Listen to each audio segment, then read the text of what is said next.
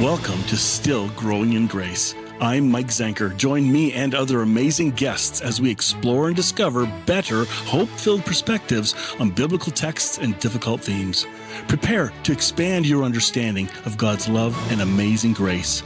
Growing in Grace Ministries Canada and Hope Fellowship, as well as Eastside Church, invite you to enjoy today's program as we dig deeper into what it means to be still growing in grace. Grace, this is live, and I'm really glad that you're taking time to tune in today. If you're watching live with me today, I'm watching with you, so comment, say hello, tell me where you're watching from. Got a really good two-part series. In fact, the next 5 or 6 are going to be really good. But for today and next week, we're going to deal with the idea or concept of questions and triggers along the journey as we grow in grace. None of us have arrived. We're all still growing in grace. And that's kind of why this program is out there.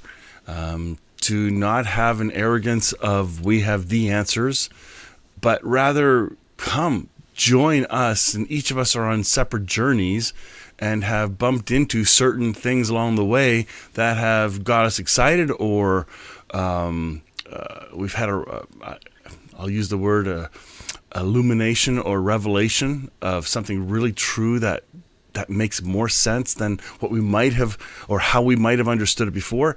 I think you're going to really like these next couple conversations. So dig in, comment. I'll be watching with you, and then I'll come back at the very end, see what you thought. For now, let's dig into this really, really great conversation. Here we go. By the way, is that right? All right. Hello and welcome back to Still Growing Grace. And yes, you have the Three Stooges. That's right. Just the three of us. I'm clearly not Curly. But anyway, so today's going to be a little bit different. The other guys weren't available for a chat. I even had one person make a comment in one of our streams last time, too bad you don't have women on the panel. And I said, we'd love to. We just don't have people that are connected to us that can do it at this time of day. This is not a gender issue. This is not. This is about the natural connections we have with each other. That's what's happening. So there's no patriarchal plan here. I want that to be really clear to people, because there's a lot of fantastic female speakers and voices that we need. And this particular program just organically grew into this, and we're open to have more people come on, but it has to be natural, not forced just because we ought to, right? So anyway, back to the topic.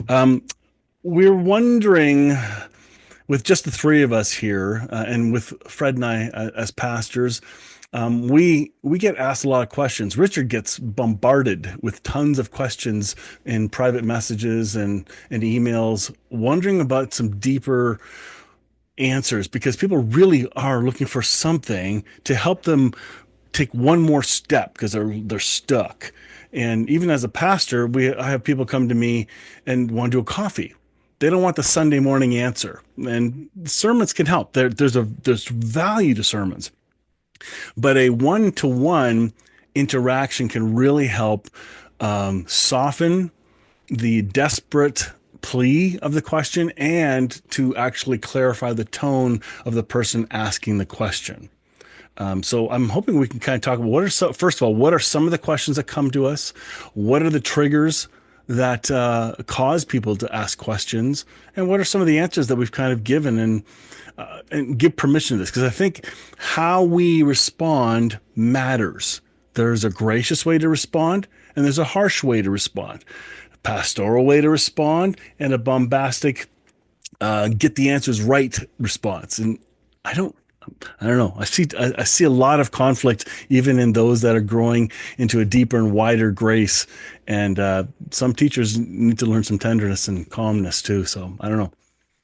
What do you guys think? Have you seen stuff like this? Are you facing it? Am I just confirm or deny or? No. I think it's taken me a long time to pay more attention to the question, and maybe to focus as much on who's asking than just on the question itself. Being a lawyer and, trying to, where the Lord has me and has me spend most of my time writing, is to give specific answers, or sometimes it's general answers, but to give my best answer on a given topic just to allow people to hang a hat on a hook to give them hope. Mm. Just enough not to explain everything. I don't have all the answers. Goodness gracious, who does? But I do think the Lord gives us enough to create hooks for people. Here's where you can hang your hat of hope on this hook. The other day, I posted something about he's the father of lights, not the father of plights. All Mm. right. Now, just turning the speech there. But then someone asked a question that was pretty detailed in that. But my first response was, why would somebody ask a question? I mean, from the father, something saying he's not the father of plights. You would think that that would be something. Oh yeah, yeah, you're right. He's not the father of evil. He's not the father of plagues. He's not the father of crushings and of smitings and all that. And yet, that seemed to me to be an odd thing to respond to. If I was trying to be more, particular about something, I could understand it. But I could see that the person was struggling, but that this particular question, and then it triggered triggered the person into the Exodus plagues. Mm. And Yeah. and I could see that. I mean, I could see that. So I was even involving my own understanding of what was going on. And she asks very good questions, but she was frustrated. And and so anyway, it helped me. And I posted 2 or 3 different answers to her, and then I just felt like the Lord checked me, and I pulled them back. That's not what she's needing to hear. And so I kept going through. I have everything recorded that I've ever written, so I can just put in my notes. I can just put in words. I can remember words from everything I've ever written or phrases, and then it'll pop it up, and then that at least gives me a start. But I had to prayerfully consider, what did she need to hear instead of what do I want to answer. so Yeah. so anyway, I think that that's an important thing because they may need. And I had another situation with you remember when we talked about Origin's accommodation, Yep. Those were. theory, and that's basically that God in the Old Testament knew that they thought wrong things about him, but he accommodated their level of understanding. So he didn't say, you're wrong on that, you're wrong on that, you're wrong on that, you're wrong on that. He said he stayed silent while they mischaracterized him, but he did continue to abide with them on the levels where they could receive it. Well, I got a great question the other day and said basically, well, that's okay. In the Old Testament, I see where that happened, but what about the Pharisees and the stoning? Why didn't Jesus accommodate them by just letting them kill the woman? Wow. And I've never heard that question before, and I wonder what. That's a strange thing, to come up with. But the more I thought about it, the more I thought it was a brilliant question. But here's what happened. Rather than me, I was trying to go one way with it, and then the Lord just told me, slow down. Think about this. Think about this. Make sure I didn't accommodate. Okay. So I looked at the thing, and you know what became obvious to me? That he did accommodate them. Mm. He used their own understanding of the law. He who is without sin cast the first stone. He didn't sit there and say, listen, if you knew me, you would know I would never order anyone to be stoned. He could have said that, but he didn't. Instead, he used their own law to convict them of their own sin under their own standards. So that they dropped their rocks and they left. It was the perfect accommodation. And I told the guy was so happy. That's a great question. It's a good lawyer answer. That is good. But I just think there's always a blessed answer for the moment. If we'll just be pensive with the Lord about it and factor into it, I think what they need to hear, but also factor into it, what is it that I need to go into new territory about, and to examine the question and to honor the question, to respect the question, but seeking to bless the asker instead of prove the asker wrong or, be irritated by it or something. I mean, it's just that there's a chance for us to be really noble about the thing and helpful and tender, and which you said earlier about coming in the tenderness of the Lord. And I know I've got this quote wrong from Shakespeare. I think I've got it backwards, but it was we talked about it before we started about being kindly to hear and gentle to speak and kindly to hear. Just that we have that. And I know with you guys as pastors. I'd like to hear how y'all handle this situation because you have to consider other people who are connected to the people who are asking y'all questions is usually me, it's a one-on-one thing. And I don't have to really have, a broad context with it, but y'all have such a huge context. I'd love to hear how y'all handle it. All right, Fred. Well, let me, I have got to be different levels of answers or different maybe situations that determine different ways to answer. So for me, what a learning process, because in 2017, when I put this forward to our congregation, which turned the congregation upside down, and the questions were coming fast and furious, and they were from angry people. Man, I wish I could go back to that Fred and that scared Fred who was feeling like he didn't realize he just blew this thing up. And I was so defensive in my answers, feeling like I had to defend myself. So Fred got in the way, and a lot of those answers were, I have to defend myself. So they were more about protecting me than they were, And not just you had a congregation you felt you almost had to protect too, right? For those who had ears to hear. So you had all these layers. You have those layers. Yeah, that's a good way to put it. So sometimes later on, after I got the firefight that was just, you're just in the middle of a storm and you're surviving and you're just answering some questions. Once I got through that, there were times I had to answer questions because the congregation was being pulled apart. It was creating division. And so I had to step in and defend certain positions and certain things that I had said that required it. Some of that was done, a lot of that was done online. Now, what happens now, so that took place, and I just wish I just wasn't spiritually prepared for that, and I wish I could go back and have the understanding, maybe a little bit of the understanding that I have now, and go back, and I think I could have at least handled some of that situation with what we told, with a tone and a tenderness and a gentleness that would have revealed Christ-likeness instead of this, I had to defend myself. Today, most of my questions come from in class group setting. So, I don't always have the time to give and take with a person. So a lot of times the questions just require, the answer as everybody's listening in. Let me just share this with you. I already told you guys about the guy that stood up in the middle of a service. Well, on a Wednesday night before, we had a large Wednesday night before COVID, a really large Wednesday night group, and we were talking about divine command theory. Just, is, if God says it, is it okay? And this guy was just arguing with me every Wednesday night. So he came the one Wednesday night, he stood up and he said, I'm not going to let you. Now he's saying this to me in front of the congregation. I'm not letting you say anything else.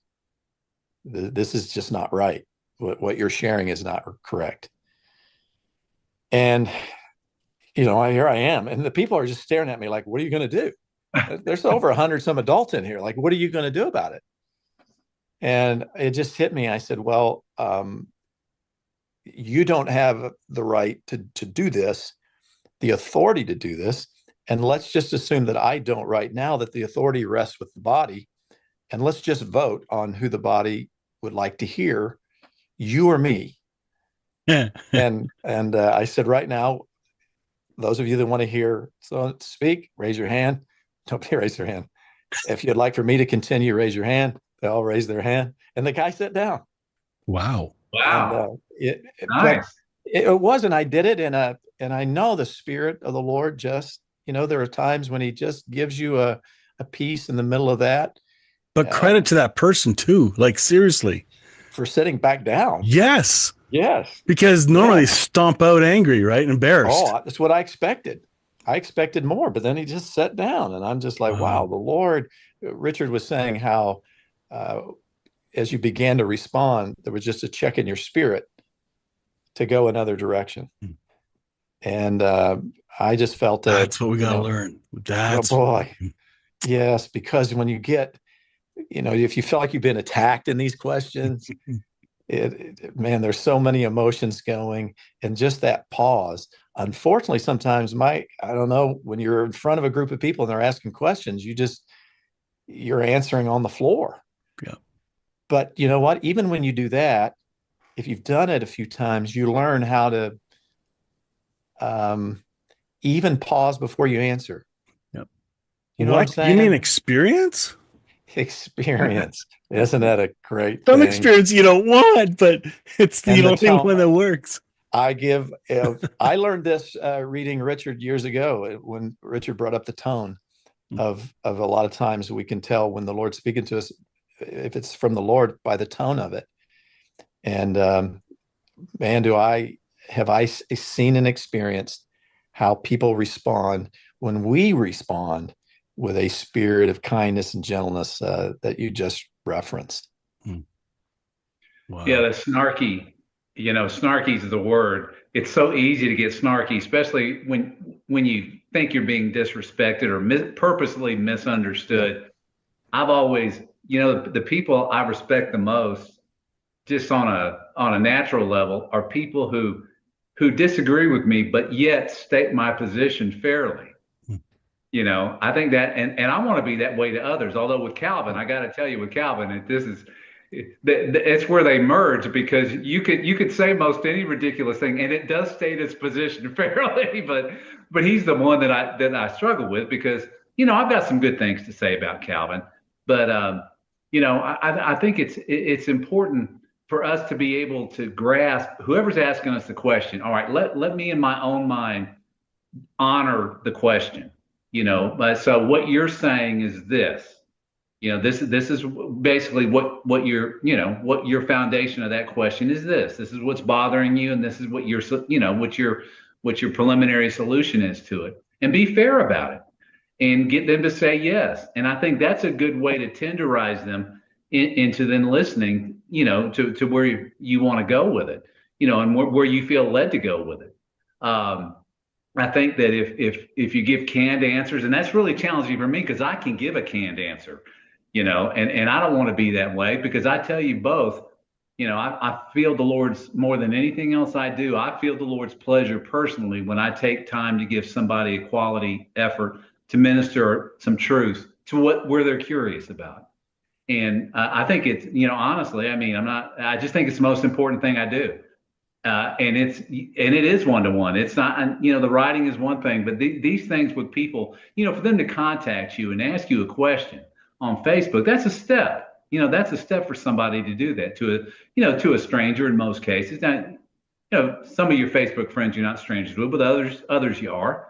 And so I think, but I would say this. I think that when somebody comes with a question, and they ask something like, even in Fred's case, if somebody comes in there and starts talking about God's sovereignty, for instance, and said, well, God is sovereign, God's in control, type of thing, then one thing we can do is do something that's called implicational thinking. Okay, if what you say is true, just ask the Lord to quicken some implications of that to you, so you can when you're dialoguing with him, you can say, well, this is what troubles me about that. Like with the plague thing, for instance, if somebody's coming, I said, well, that's what chills me about that is that, okay, so we're going to say that God puts cancer on children. We're going to say that God strikes this malady with that person. Even though you're not saying that, and I know that's not what your heart is, that's the implication of believing that as a foundational truth, that God strikes, gives brain diseases to kids and does all these other things, and takes people, when they're 35-year-old, by sending plagues on those who displease him, which is no different than sending plagues on those who displeased him in Egypt. And, hopefully you come around to the point where you're representing God in gentleness and peace, and you can say, well, that opens the floodgate. That's a big legal term. It opens the floodgate. If you do this, it'll open the floodgate. Well, if you had the certain certain presumptions, they can open the floodgate to all these taunting accusations that you will have against the Lord. And you can dress them up and make them sound like they're noble and he's in control and the divine, Fred mentioned the divine command. That basically says that whatever God says goes. If God says I'm striking you with cancer and you disgust me and you're a worm, then it's okay. Him saying it makes it right. Well, we could think about some implications on that and think, well, if that's true, what does that say about the moral nature of God? He's excluded himself from any sort of morality and gentleness and virtue, and he is responsible for evil. Evil not only gets dumped in his lap, he embraces it. He takes it up in his arms and says, yes, if I command it, you're not to question it. But then where does the command come from? The command you're talking about comes from Old Testament passages, from a lesser covenant, from a covenant that's not without flaw. Hebrews says the whole reason for the new covenant is that the old covenant had flaws in it. So, I mean, there's always kind of broad strokes to get people back to at least maybe step back gently and just consider the implications. Because you know what? Some people ask us questions looking for God's goodness. Other people ask us questions looking to excuse his goodness, and both of them deserve an answer, and both of them can be blessed by an answer. But I think those are just some things I've noticed when we're talking about getting people. The person who's looking for God's goodness is going to be more willing to go where you might try to lead them into some new areas of thought, whereas the person who's looking to excuse God's goodness, is going to be a little bit more resistant. So you have to be a little more, well, this is why I don't believe that. And not be dogmatic, but and say, well, you're wrong here and you're wrong there, but this is why I don't believe that, and then just hit the big stuff, the implications of it. So anyway. Yeah, listening and watching for that check inside. You call it check in spirit. I call it that little extra tingle, the glimmer, the whatever you want to call it, when the Holy Spirit is saying, hey, hang on. I'm working on something here. Don't wreck it. Like you were saying before, something about pat answers, and I had them. I still have some. But the pat answers are sometimes a revelation of our patience. And we run to a pat answer because we're impatient with people. But that also reveals another layer. And this is what's really embarrassing. We can, as leaders, become egotistical and filled with ourselves, or think of ourselves higher than we ought to. Think of ourselves as, well, I know this stuff. I haven't got time for this group of people.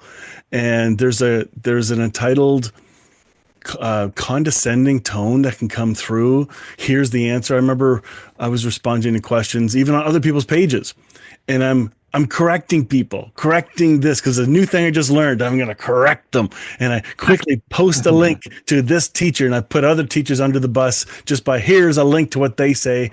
And the choir will back me up. Ooh, that became very unhelpful, because that was not the kindness of Jesus. It may have given answers to some people. I happened to throw my pathway to some of those answers onto somebody, and that's not the pathway that they're on. I wasn't sensitive to that. And it wasn't about being right, but I also wanted to defend, some buddies and leaders. And even at one point when I was first learning a lot of this stuff, my mentors and teacher, I spoke bluntly and used their phrases boldly, not realizing how harsh they sounded. And it wasn't my answer. It was the answer given to me, which is all I had at the time. And I'm sitting on their tail. Like I'm riding their tailcoat. I'm trusting everything I'm hearing. And of course, I can just check with so-and-so and get the right answer. Like, maybe it's better to, how can I say this carefully and honestly? Can we let people know at some point, or as we're having these meaningful conversations, we don't have all the answers. We're on the journey learning. Why don't you come join me on this journey? All I can do is show you where I've gone, how I've gotten here. And instead of trying to be right. Do you know what I mean? Does that make any sense? Well, no, go ahead, Fred. Well, real quick, what is the goal of the answer? So So is Build the my goal? platform. It's easy. Yeah. Well, for me, a lot of times, early on, the goal of the answer was I had to prove I was right. Yeah. So Because that's how people saw now, you. yeah. But now, again, over the course of years of answering questions, and again, got a lot to learn with it. But uh, I I can give my answer the best I can do with all I know and understand and experience, and then I can leave the conclusion the person comes to with the Lord. I felt like I had to give answers, and I almost felt like I had to convince everybody. I have to convince Yeah. you. So I'm looking for the best argument and the best way, kind of a apologetics for grace and for God's goodness. Yeah. And it's so much freer to say, I'm going to give you my answer. Here's where I'm at with the Lord, and then just Yeah. leave the results to Him. Yeah. Well, and I think too, real quick, Martin Buber. We talked about Martin Buber before. He wrote the book "I Thou." That's one of the most important books ever written Wow. in the You 20th have century. not brought that up for a long time. Yeah, but the whole concept of I thou is that you and I have a completely I thou connection versus I it. I it is where I objectify you and I treat you like a thing, and I'm giving you answers like, like you're a thing instead of subjectively interacting with you and being wholehearted with you. And Buber's great example where he said this that led him to this revelation was a young student who came to talk to him one day. He says, I gave him by the pat answers because I was writing a book and I needed to usher him out. Well, he did, and he found out the boy killed himself that night. And he vowed at that moment that he would never again not be completely present with people who were coming to him with questions. And from that was birthed I and Thou. And I and thou is beautiful. It's the realm of the connection. We are connected. When you and I are speaking, when you're asking me something or I'm answering you something, there's a connection. It's the realm of the between. That's where the magic happens. And I would challenge or encourage people to not be scared to just talk in the moment. Mm. Another Hasidic Jew who was close to Buber came up with this thing called speaking thinking. And it was a term that just came to mean just speak out of your gut, speak in the moment. Don't pre-deliberate what you're going to say. Just let it come out. You'll be surprised at the amazing things that'll come out of your own mouth. If it will be like Moses, the water didn't part till he stepped on it. That's when the water parted. So we need to just speak. We need to just speak. And if we make a mistake, we make a mistake. And we'll listen to the Spirit and apologize for something we say or whatever, or correct it. But the more we exercise this thing and trust our ability to speak truth into the moment, but at the same time listening. That's why it's called, speaking, speaking thinking, speaking listening. That its motto is, it contrasts with that Greek thought, I think, therefore I am. What this says is, I respond, therefore I will be changed. That's its motto. It's not, I think, therefore I am. It's not self-centric. It's, I respond, therefore I will be changed. I'm looking to be changed. I'm looking to learn from the question. Let's come back to this to start the next one, because I also want to get into how we've answered some questions that have been asked. So thanks for joining us for this episode. Let's continue it next week. Oh man, I hope you enjoyed that discussion. Part 2 is going to happen next week. It's real. I know a lot of friends and folks who have tons of questions, and I don't know is a good answer. I also trust that somebody bigger than me is guiding me on a path to a better perspective of who and what the love of God is. And so if you're getting dragged on this path, just let go and enjoy the ride. There will be speed bumps, but the speed bumps are sometimes there to slow us down instead of rushing through to get the answers. I'm a pro at rushing through to get answers. I remember, this is huge, about 24 years ago, as I'm just beginning this journey of grace, I started using my skills and abilities to reach out to people to get answers. I had a ton of questions.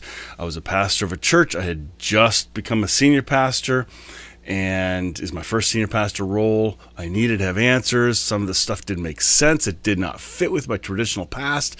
That, oh no, I need to have answers because I can't talk about it if I don't have answers. So I'm calling people and making appointments and traveling to visit preachers and ministry leaders to try and get some answers that I can feel comfortable with.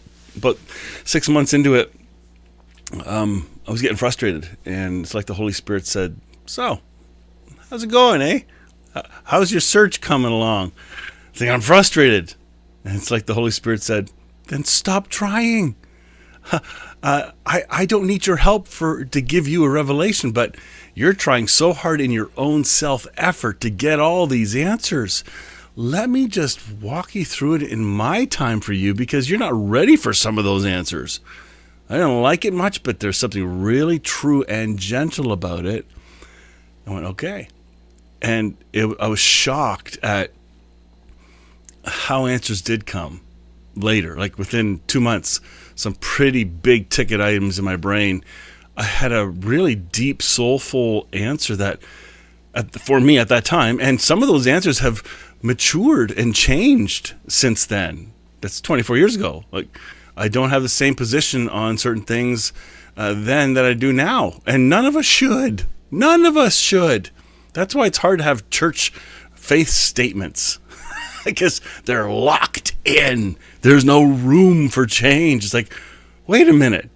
Who said we have to have these? They're the shortcut answers. They really are. They do not tell the message. They do not tell the personality of the church family, the group you're gathering you're with. And if you don't agree with some of them, most places will say, well, then you can't serve here or be here. So I haven't got it figured out. But if you're on this journey of unlearning and discovering a better hope-filled perspective on the love of God, if you're renovating your faith, deconstruction, yeah, it has room, and you're still going to deconstruct some compartments as you go, but we're renovating, we're growing in our faith now. So in the next couple of weeks, we're going to be dealing with the topic of after deconstruction, what then? And I'm going to give you a sneak peek. You may not remember it, but in about 3 weeks, you're going to see the one. It's called After Deconstruction, What Now? And it's going to be Love Your Enemies. That's the first title. And that has caused a whole bunch of topics to come up. So I want to learn to live the life of Jesus. Let's move on from deconstruction topics, which will still hit them anyway, but we're not going to make it the focus.